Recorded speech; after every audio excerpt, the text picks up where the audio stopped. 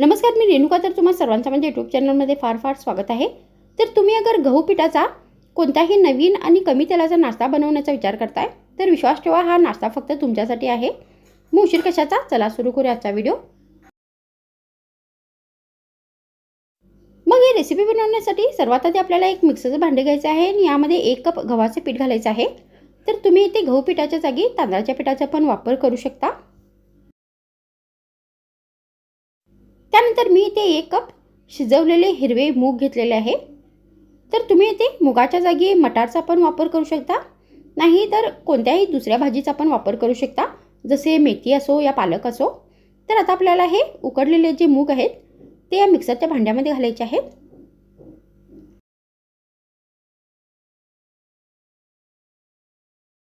त्यानंतर याच्यामध्ये चवीनुसार बारीक चिरलेली हिरवी मिरची घालायची आहे.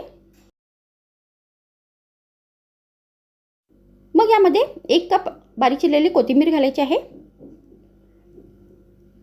आणि या सर्व साहित्यामध्ये 1 कप पाणी घालायचं आहे आणि या सर्व साहित्याची एकदम बारीक पेस्ट बनवून घ्यायची आहे. तर मी ते सर्व साहित्याची एकदम बारीक पेस्ट बनवून घेतलेली आहे. त्यानंतर आपल्याला एक बाउल घ्यायचा आहे आणि यामध्ये हे सगळे बॅटर ओतायचे आहे.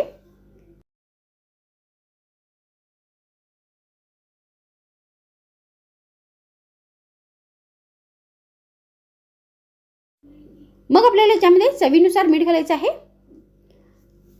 आणि हे बॅटर व्यवस्थित मिक्स करून घ्यायचं आहे. त्यानंतर ही पेस्ट आपल्याला 5 मिनिटांपर्यंत असेच भिजण्यासाठी ठेवून द्यायचं आहे. तर आता इथे 5 मिनिट झालेले आहेत आणि हे बॅटर आता व्यवस्थित भिजले आहे. त्यानंतर आपल्याला ही रेसिपी बनवण्यासाठी गॅसवर तवा ठेवायचा आहे आणि तवा गरम झाल्यानंतर आता आपल्याला या बॅटरचे या तव्यावरती डोसे घालायचे आहेत. तर तुम्ही अशा पद्धतीने गहू पिठाचा वापर करून चविष्ट असे झटपट डोसे बनवून नाश्त्यामध्ये जेवणामध्ये सर्व करू शकता. मग आपल्याला याच्यावरती चमच्याने तेल घालायचं आहे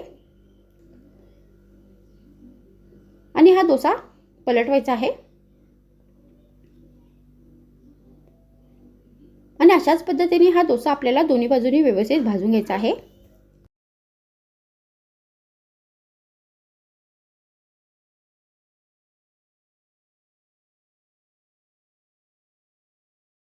तर तुम्ही अशा पद्धतीने गहू पिठाची ही नाश्त्याची रेसिपी बनवून गरमागरम हिरव्या चटणीबरोबर सर्व करू शकता, नाहीतर कोणत्याही ग्रेव्ही या भाजीबरोबर पण नाश्त्यामध्ये जेवणामध्ये गरमागरम देऊ शकता.